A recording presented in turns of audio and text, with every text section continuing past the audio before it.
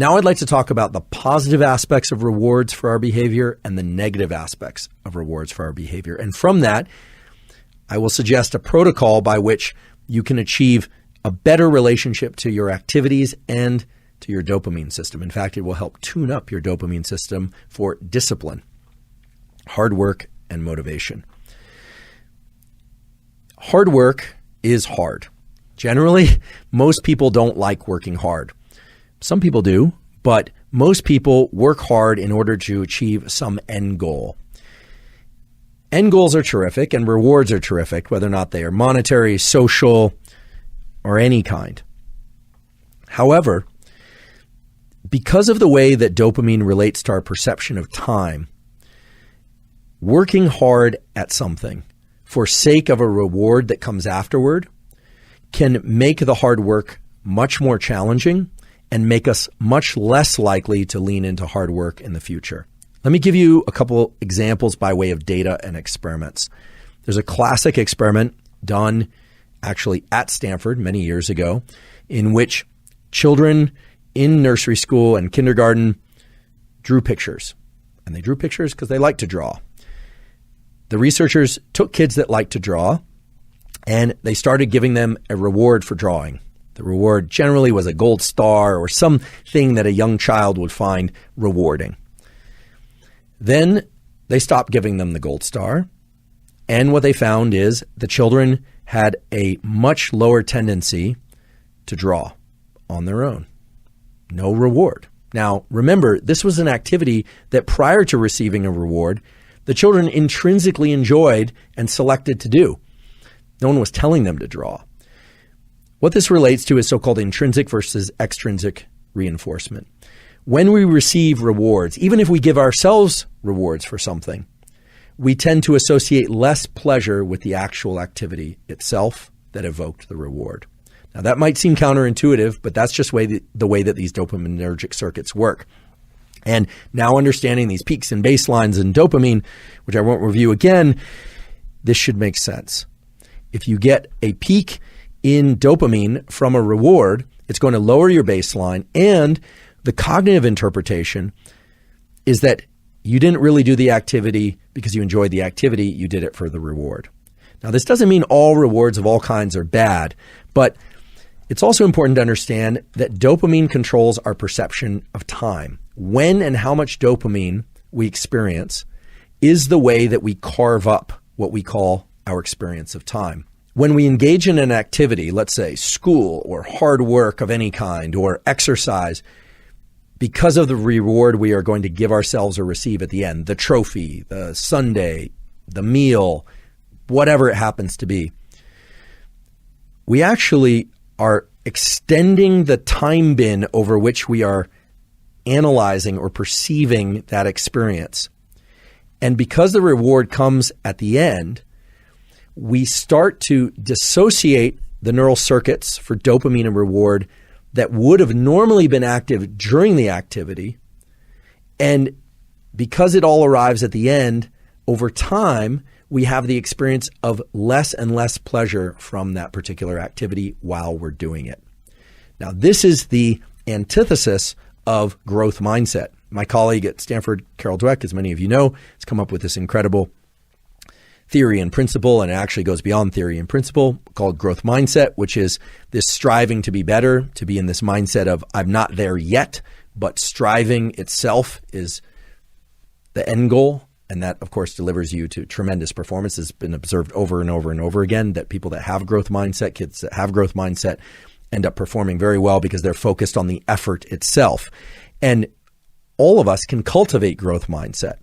The neural mechanism of cultivating growth mindset involves learning to access the rewards from effort and doing. And that's hard to do because you have to engage this prefrontal component of the mesolimbic circuit. You have to tell yourself, okay, this effort is great. This effort is pleasurable, even though you might actually be in a state of physical pain from the exercise, or I can recall this from college, just feeling like I wanted to get up from my desk, but forcing myself to study, forcing myself. What you find over time is that you can start to associate a dopamine release. You can evoke dopamine release from the friction and the challenge that you happen to be in. you completely eliminate the ability to generate those circuits and the rewarding process of being able to reward friction while in effort if you are focused only on the goal that comes at the end, because of the way that dopamine marks time. So if you say, oh, I'm going to do this very hard thing and I'm going to push and push and push and push for that end goal that comes later, not only do you enjoy the process of what you're doing less, you actually make it more painful while you're engaging in it. You make yourself less efficient at it, because if you were able to access dopamine while in effort, dopamine has all these incredible properties of increasing the amount of energy in our body and in our mind, our ability to focus by way of dopamine's conversion into epinephrine. But also, you are undermining your ability to lean back into that activity the next time. The next time you need twice as much coffee and 3 times as much loud music and 4 times as much energy drink and the social connection just to get out the door in order to do the run or to study.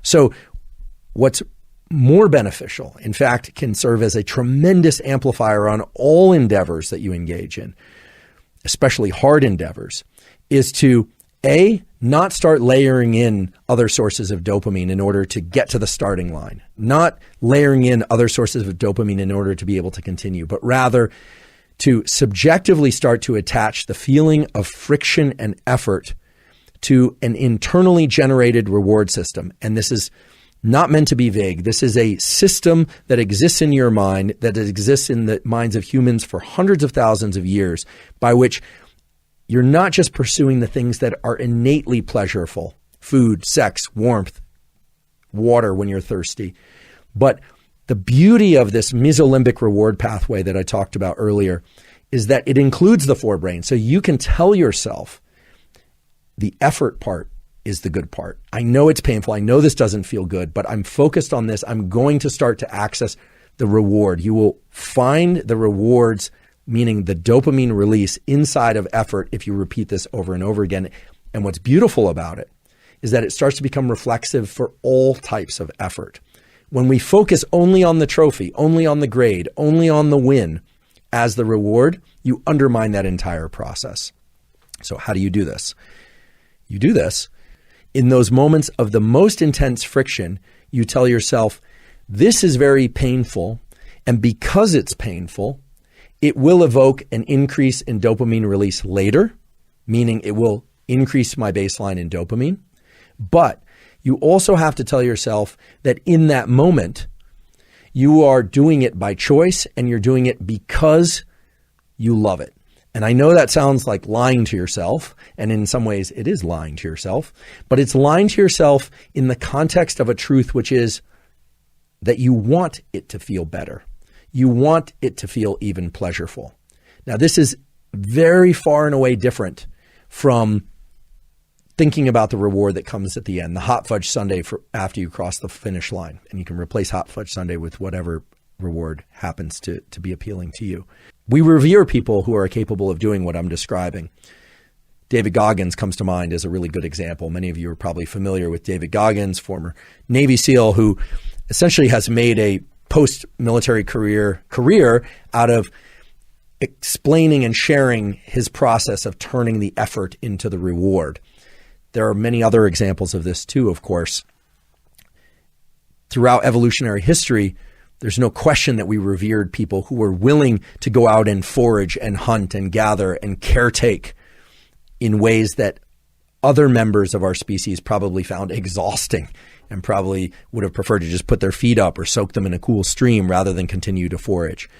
The ability to access this pleasure from effort aspect of our dopaminergic circuitry is without question the most powerful aspect of dopamine and our biology of dopamine. And the beautiful thing is it's accessible to all of us.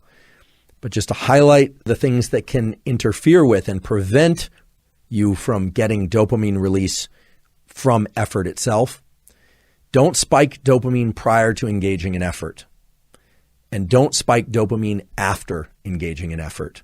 Learn to spike your dopamine from effort itself.